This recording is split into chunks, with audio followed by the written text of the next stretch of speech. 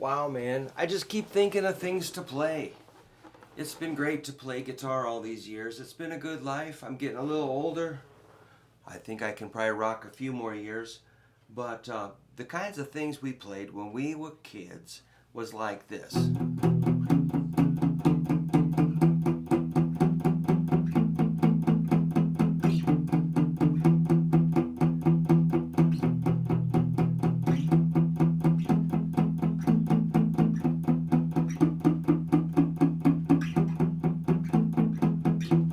We were special. So that's pretty much E Mixolydian scale, which you can modify as you wish. So my right hand, remember it's important to hold that pick on the side of your index finger. Don't get your middle finger in there, okay? This is going to make a difference. Side of the index finger on the first bone. You got 3 bones. 1, 2, 3. Just the first bone. Right on the side. Not the flat front, but the side. Okay. And you only want a tiny bit of the pick hanging out. If your pick is hanging out way far, you're going to get snagged. So make the pick tip really small. That's cool. Excellent. Now, this is important. This part of your hand is going to rest where the string sits on top of the saddle. This is your bridge. All guitars have a bridge. Yours is probably going to look different than mine, but it's the same idea. Where the string meets the metal, you put this corner of your hand right there. And you're going to have And most people will go, I don't think so, Brook. I don't like it. Okay. I hear you. And now I'm going to say, just do it, please. Okay. Put that there. So this is the struggle with the teacher. You know, you see people up here, you know, kind of flailing away, punching their strings. I'm just like, oh my God.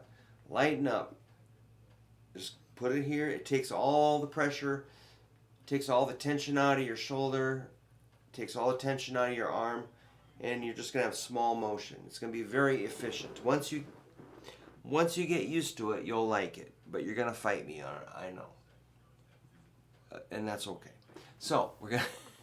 Boy, I just went Mr. Hoover on you, okay? So you're going to start with a power chord. That's a root and a fifth. E and a B. And I'm doing some palm muting. That's why I want your hand there. So you can get a consistent sound. Otherwise, if your hand's in a normal position, that sounds crazy, okay? Just stop.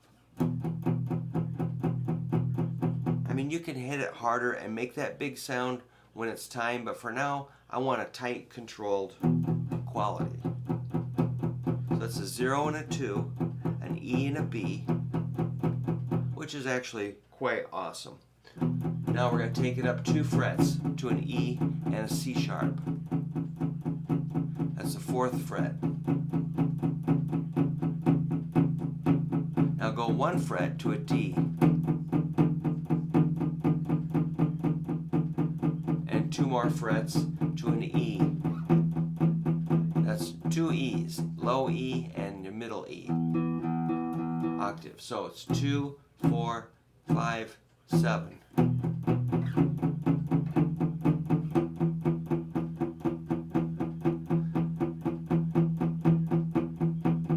You can go up to 9th fret, it's an F sharp. And then 11th fret, G sharp.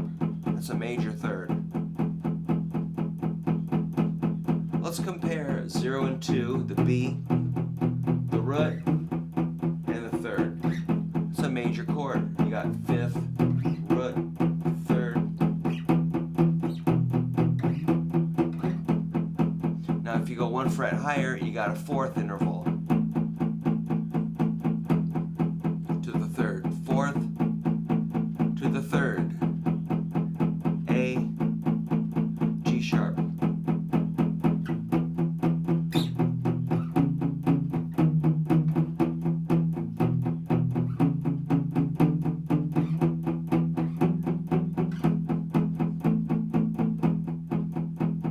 root and third are a good one to kind of pause on, because that's a chord tone.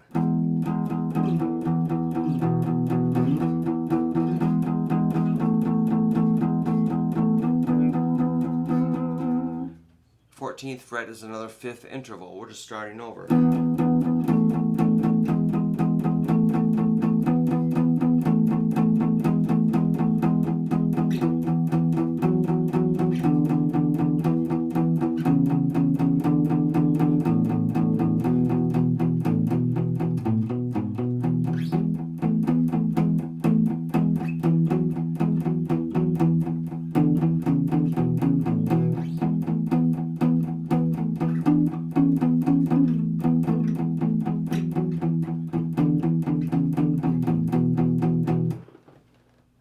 Alright, let's just see if I can find a beat that works. About 120.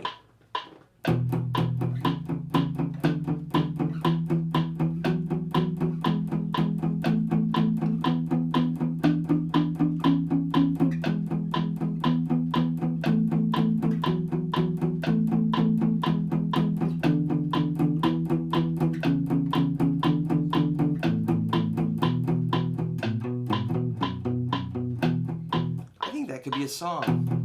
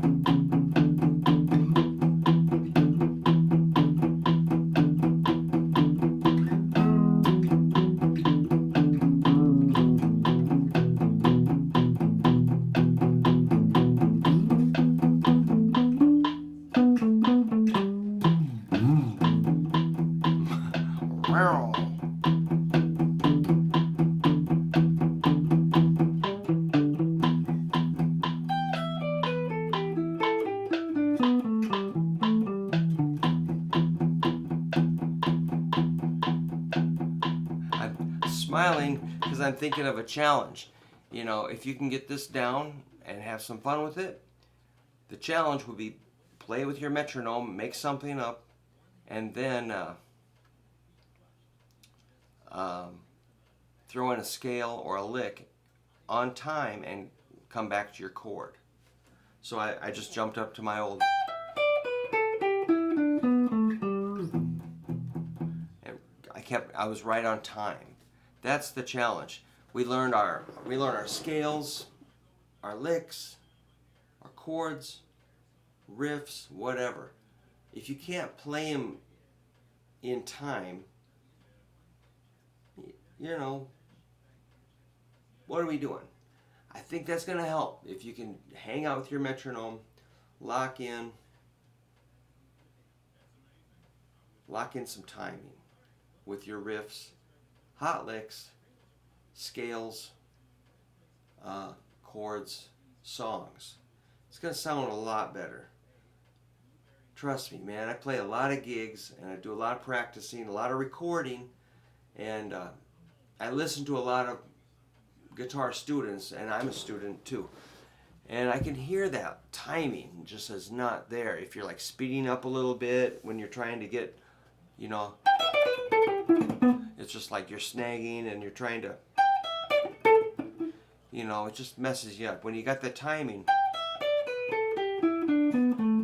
it sounds clear, and once you get that sense, you're gonna really like it. So that's my idea. It's like an E Mixolydian kind of a droning riff jam, which would be really fun. I think I'm going to do that on stage if I ever get with some jamming musicians again. It seems like I've kind of cut that out of my life, where I'm basically doing surf zombies and solo shows, and it kind of is more manageable. At one point I was in 7 bands, and it was just, you know, I was kind of keeping up, but man, everybody wanted to play all these songs, and I was with some jamming people. That was fun. So jamming is really, really, really fun. Songs are good, but man, jamming is super fun. If your timing's good, you can play some riffs and scales, hot licks, chords. Have a little imagination, you're going to have a lot of fun. So that's all I know. I don't know much else.